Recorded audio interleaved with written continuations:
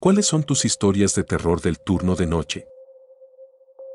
Solía trabajar en el turno nocturno de un Walmart abierto las 24 horas. Los clientes ya son bastante extraños durante el día, pero después de la medianoche se vuelven realmente raros.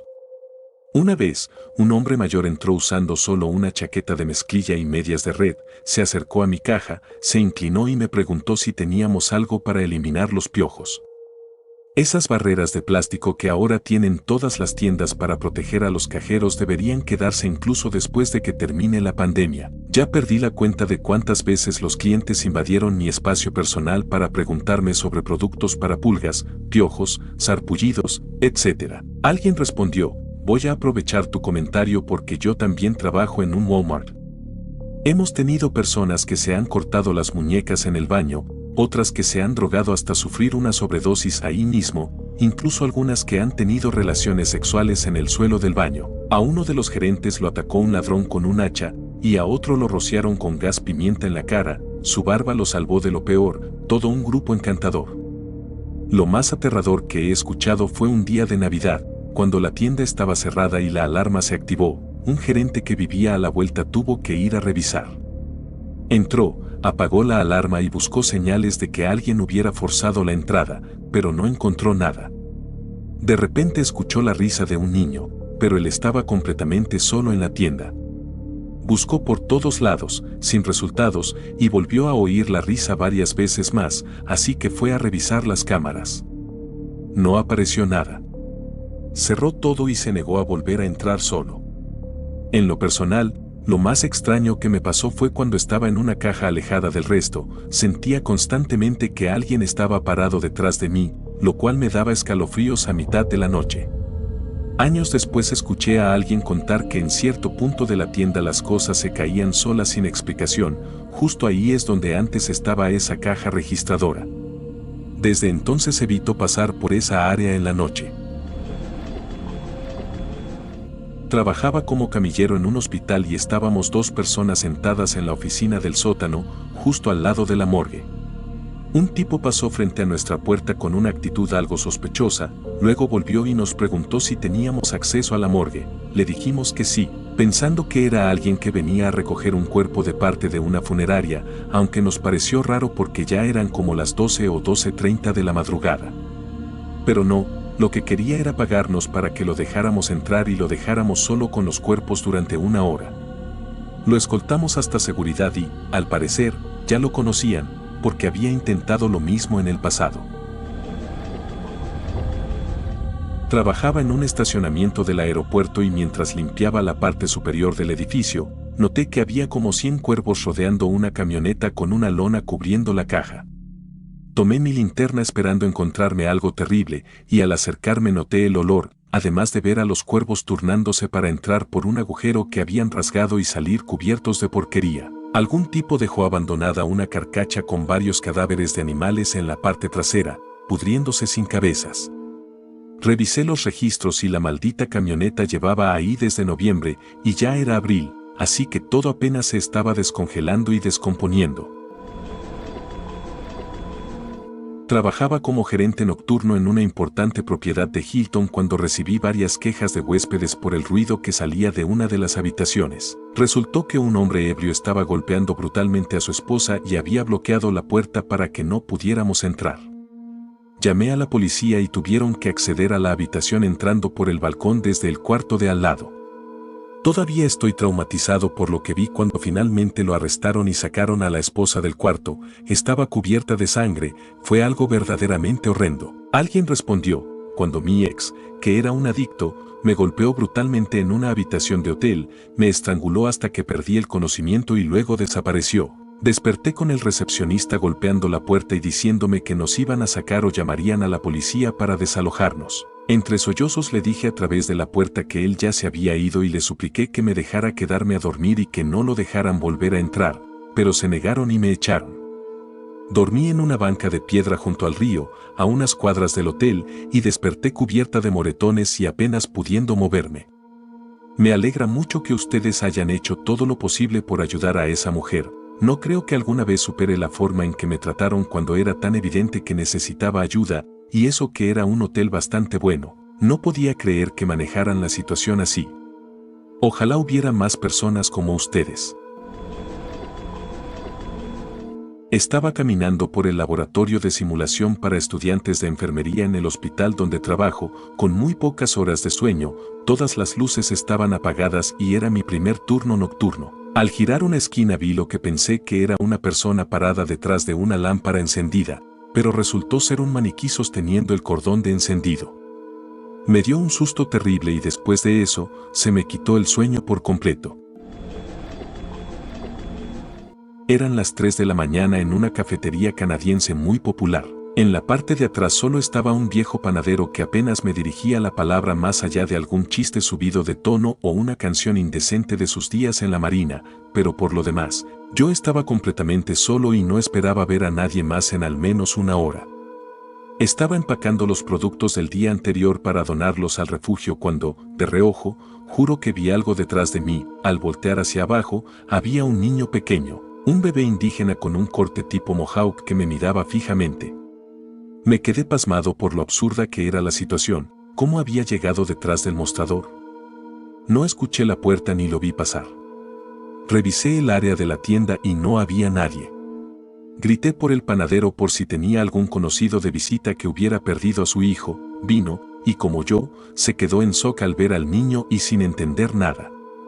El niño murmuraba cosas incomprensibles, así que le di un vaso de agua y una dona, mientras el panadero salió corriendo a revisar los alrededores.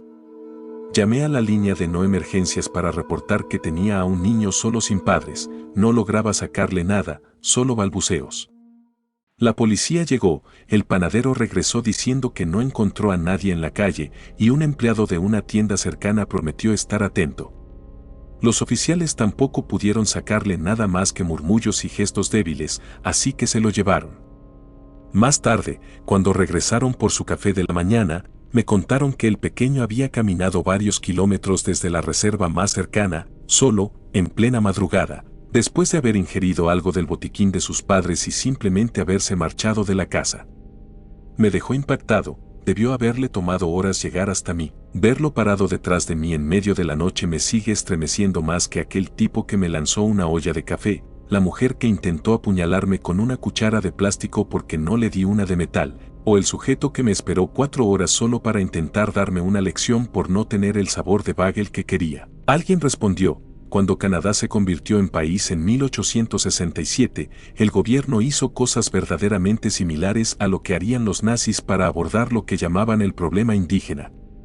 A los niños indígenas se les arrebataba de sus familias y se les enviaba a internados administrados por iglesias, diseñados para matar al indio que llevaban dentro.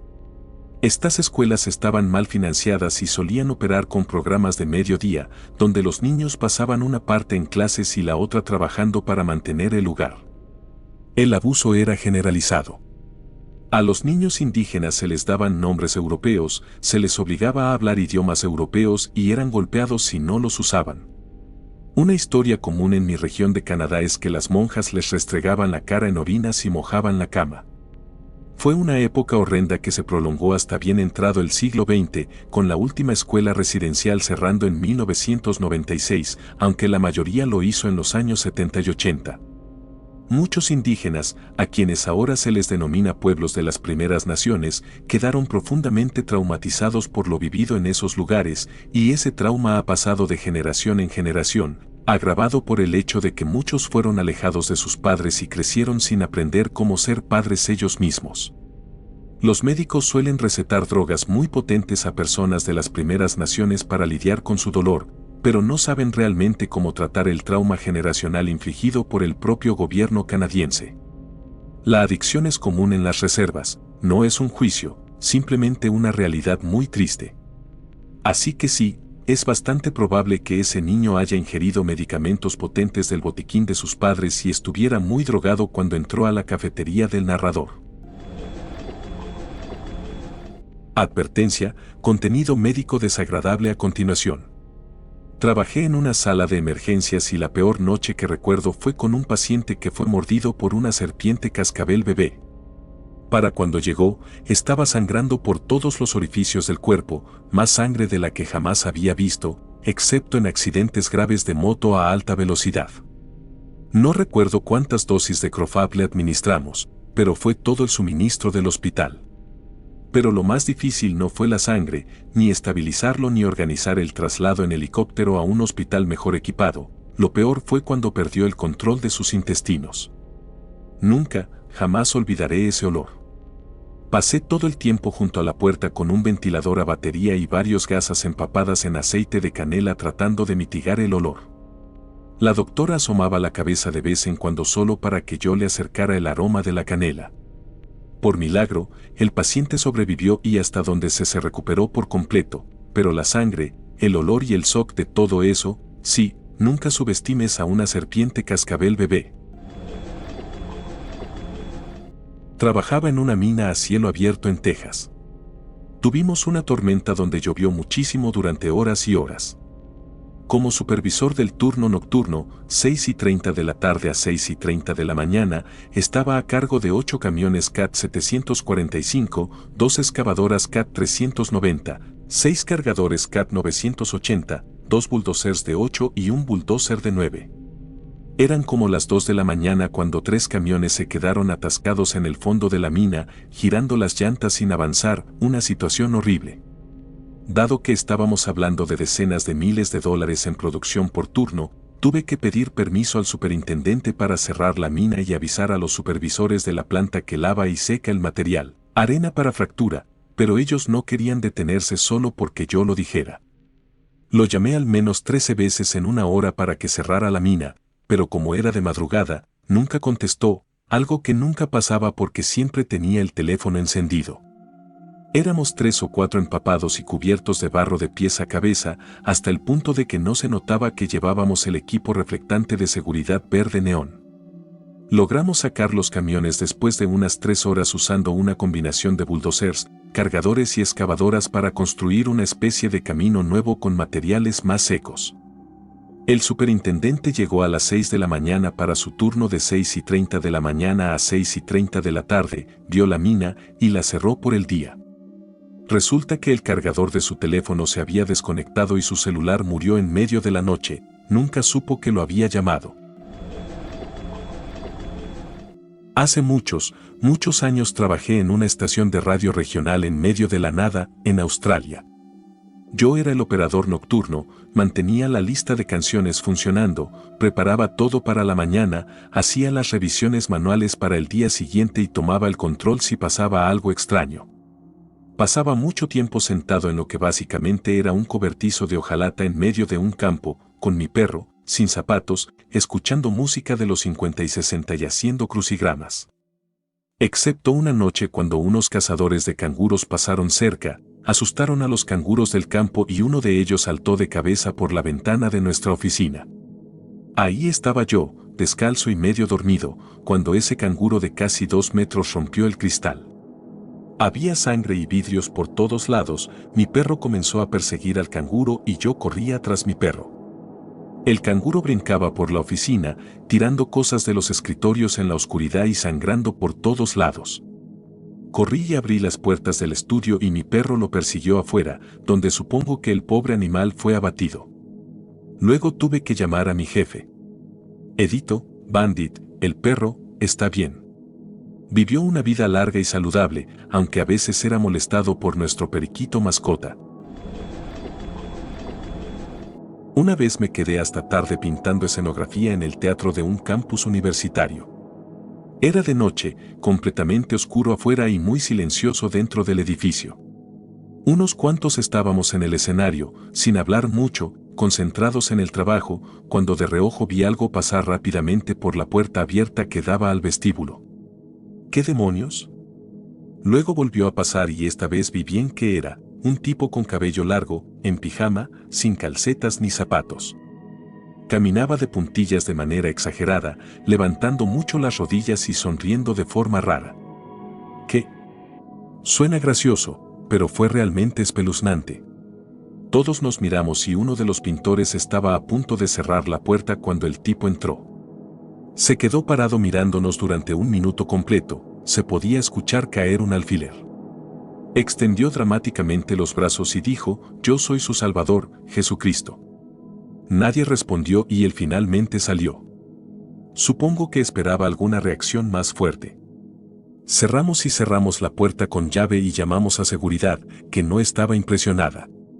Resultó que él era un paciente de un hogar grupal cercano y ya había hecho eso varias veces. Aún hoy, si trabajo en un teatro por la noche, me sigue dando escalofríos.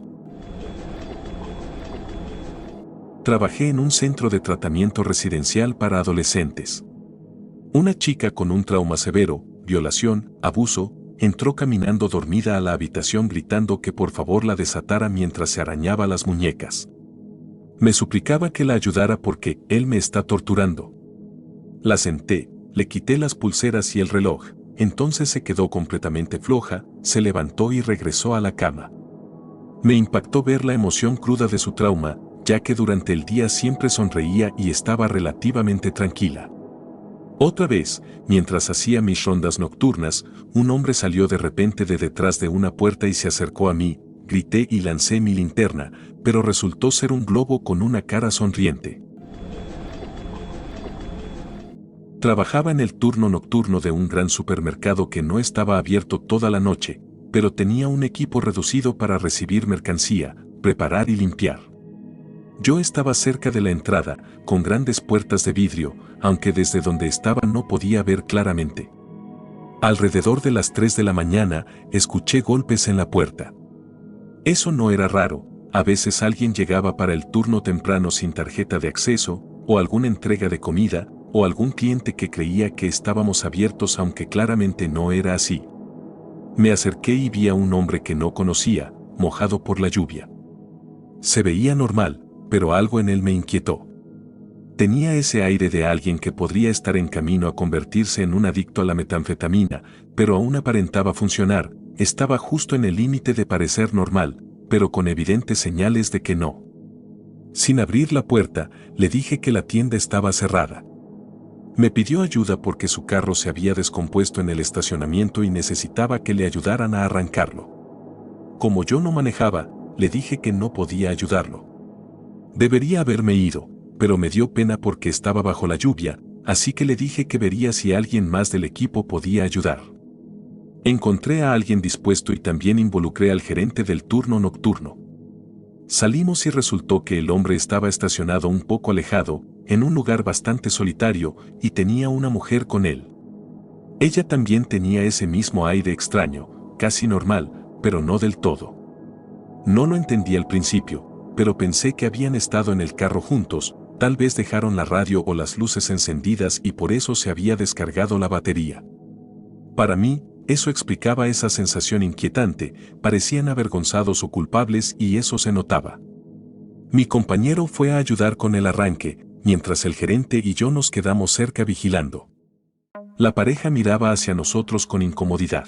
Después de unos minutos, el compañero regresó y nos apuró a entrar. No vimos que se fueran en el carro, lo cual me pareció raro. Entramos, cerramos con llave y entonces mi compañero nos agradeció por quedarnos con él y no dejarlo solo con ellos. Él también había sentido esa vibra inquietante y estaba preocupado. Lo que más lo preocupó fue descubrir que en realidad no había nada malo con el carro. Antes trabajaba en el turno nocturno como asistente de cuidado en un hogar para ancianos. El lugar ya era inquietante porque era un hospital antiguo convertido en residencia. Algún idiota se dedicaba a caminar por el patio después de oscurecer vestido como la parca, tocando las puertas. La verdad, daba mucho miedo, terminó huyendo y el centro contrató un guardia de seguridad por unas semanas. Antes trabajaba en el turno nocturno en una escuela secundaria. Cada noche, mientras limpiaba el vestuario de los chicos, escuchaba al menos un casillero cerrarse de golpe, a veces más, lo cual me daba mucho miedo al principio, pero después de un par de meses me acostumbré. Una noche, mientras limpiaba el vestuario de las chicas, escuché un grito, salí y hasta miré fuera del edificio, pero no vi a nadie. Antes había trabajado en la preparatoria y de vez en cuando escuchaba puertas abrirse y cerrarse solas. Ahora trabajo en el turno diurno en otra escuela y hace un año, cuando llegué para comenzar mi turno y aún estaba oscuro. Estaba encendiendo las luces y al pasar por la oficina principal escuché ruidos como si alguien estuviera tirando papeles y arrastrando muebles. Pensé que alguien había perdido algo importante, pero luego recordé que eran las 6 de la mañana y estaba en vacaciones de Acción de Gracias o Navidad, por lo que no debería haber nadie ahí. Me armé de valor para entrar y revisar, pero no había nadie ni nada fuera de lugar. Finalmente, el mes pasado recibí una llamada a las 3 de la mañana porque la alarma de incendios estaba sonando y necesitaban a alguien para apagarla. Cuando entré me asusté porque la alarma sonaba fuerte, pero lo que me dio más miedo fue la luz estroboscópica que parpadeaba en la oscuridad total del edificio, iluminando los pasillos cada segundo. Parecía una escena de película de terror donde buscan al asesino, y casi esperaba que alguien apareciera de la nada cuando los pasillos se iluminaban. Estaba en la caja registradora de un supermercado abierto las 24 horas cuando un empleado de almacén entró corriendo a la sección de frutas con un palo de escoba gritando «¡Hijo de puta!». Fuera de mi vista, siguió gritando «maldito» y golpeando con el palo algo durante unos 5 minutos. Yo seguía atendiendo a los clientes, muy nervioso porque parecía que estaba perdiendo la razón, pero no quería meterme en un posible asesinato, así que lo ignoré. Más tarde supe que estaba persiguiendo a una rata. Para variar un poco, aquí va uno bueno. Estaba tomando mi descanso afuera cuando un ratoncito se me acercó, así que le di un poco de sopa instantánea y se quedó sentado en el suelo a mi lado, comiéndola felizmente. Un evento bastante raro. A veces trabajo en turnos nocturnos. Una vez, alrededor de las 4 de la mañana, iba camino a casa, estaba completamente oscuro y muy silencioso afuera. De la nada apareció una persona en bicicleta que me dijo que me recordaba de la secundaria, incluso mencionó el nombre correcto de la escuela, y luego se fue pedaleando. Una noche, al salir del trabajo, un camión de troncos me empezó a seguir y cada vez iba más rápido hasta que yo iba a 160 kilómetros por hora. Me salí de la carretera mientras el camión pasaba acelerando y sacudiendo mi auto. Lo peligroso era que venían curvas cerradas adelante. No pude encontrar el camión después. Actualización, no estaba fallando el sistema de frenos, era en una subida donde la ruta es lenta y con pendiente. No estaba en la Grapevine ni en el Paso 4 de Julio, simplemente iban a toda velocidad. Normalmente, si un camión pierde frenos, el conductor usaría el freno motor y bajaría de marcha. No es mío, pero trabajaba en un pequeño hotel y la gerente me contó una historia aterradora del turno de noche. Era alrededor de medianoche cuando recibió una llamada en recepción de un hombre. Dijo que estaba con su hija de 8 años, que compite en baile y necesitaba consejos sobre qué ropa debería usar. Ella le dio algunos consejos básicos de moda. Le preguntó a mi gerente, ¿qué tal unos leggings de rejilla? ¿Te parecen demasiado sexys? Luego procedió a hablar con detalles gráficos sobre cómo cree que su propia hija lleva semanas intentando seducirlo y cómo está empezando a disfrutar viéndola bailar con esos conjuntos tan bonitos. Mientras tanto, mi gerente revisa un sistema informático intentando averiguar quién es este hombre para poder llamar a la policía. Sin embargo, la habitación en la que supuestamente estaba vacía. El hombre terminó colgando el teléfono antes de que ella pudiera averiguar de dónde llamaba realmente. Un par de meses después, sobre las 11 de la noche, mi gerente contestó el teléfono. Una voz familiar le preguntó si podía ayudarlo a elegir un atuendo para el próximo recital de baile de su hija.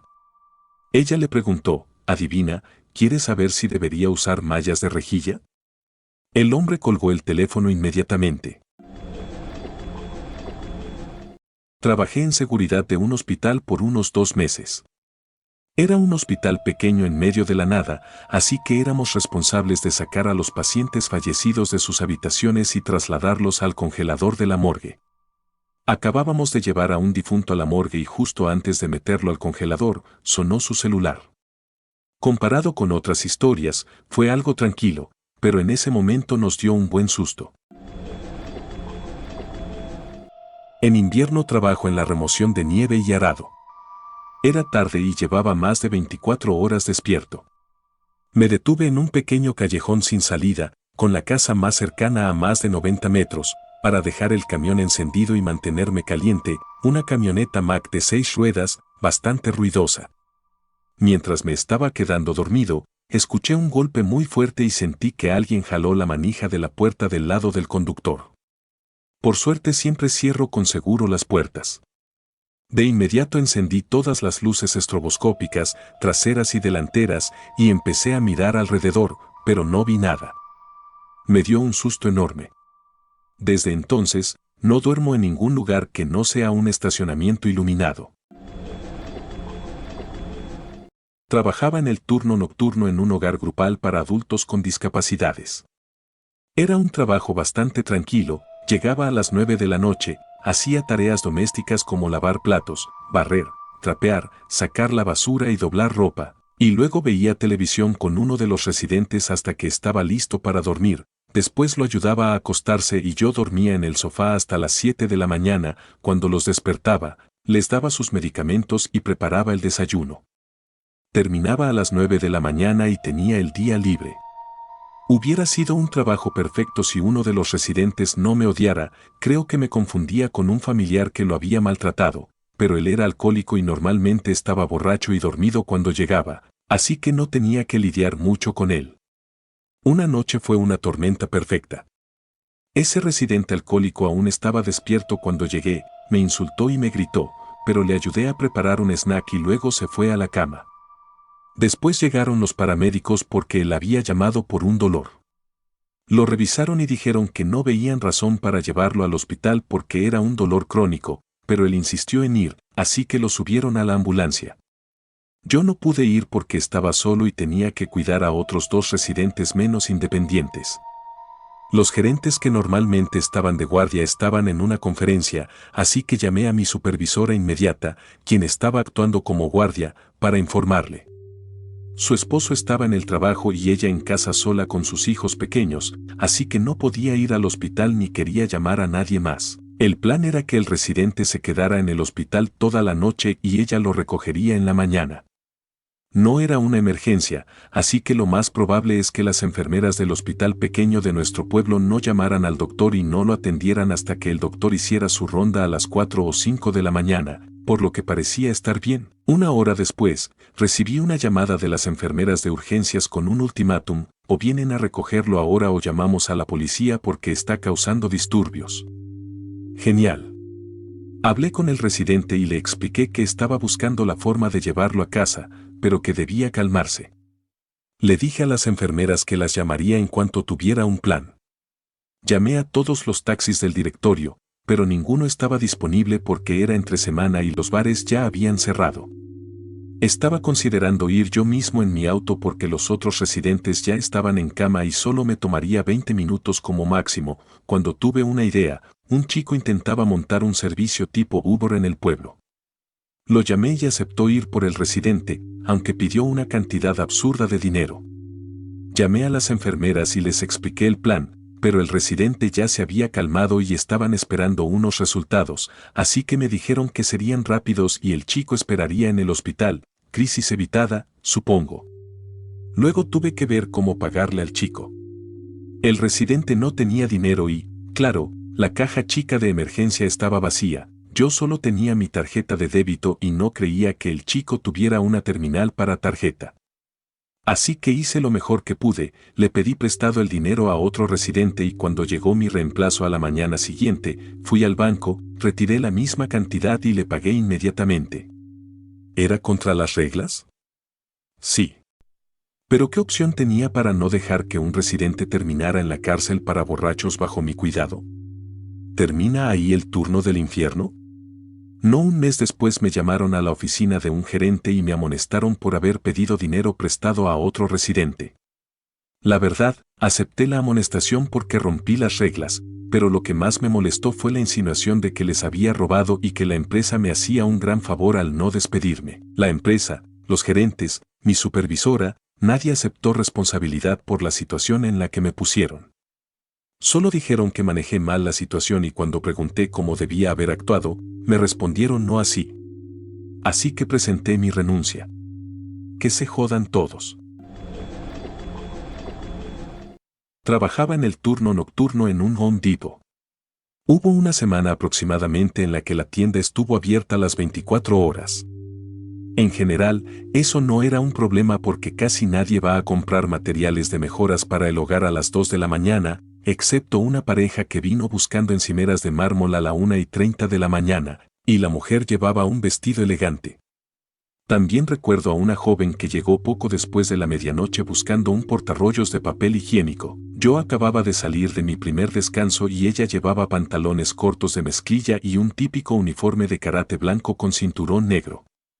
Además, era muy específica con el tipo de portarrollos que quería. Pero lo realmente memorable ocurrió con el aislamiento térmico. Eran casi las 3 de la mañana y yo, junto con otro compañero, estábamos reponiendo aislamiento y arreglando unos estantes. Varios rollos grandes de aislamiento R30 se habían caído y mientras yo los ordenaba, una mano salió de entre el montón y me agarró del brazo. Perdí la cabeza y no solo mi compañero se asustó, sino que el jefe, que estaba al otro lado de la tienda, vino a ver qué pasaba. Resulta que un vagabundo ebrio había entrado a la tienda en algún momento, supongo que antes de que llegara el turno nocturno, y se había hecho un nido en el aislamiento donde se quedó dormido. El tipo estaba muy mal, tan ido que tuvimos que llamar a la policía para que lo sacaran. Desde entonces, siempre tuve más cuidado con el aislamiento, al menos durante el tiempo que la tienda estuvo abierta 24 horas. Hace casi 10 años trabajé en un centro de ayuda emocional. Tenía el turno de medianoche a 6 de la mañana.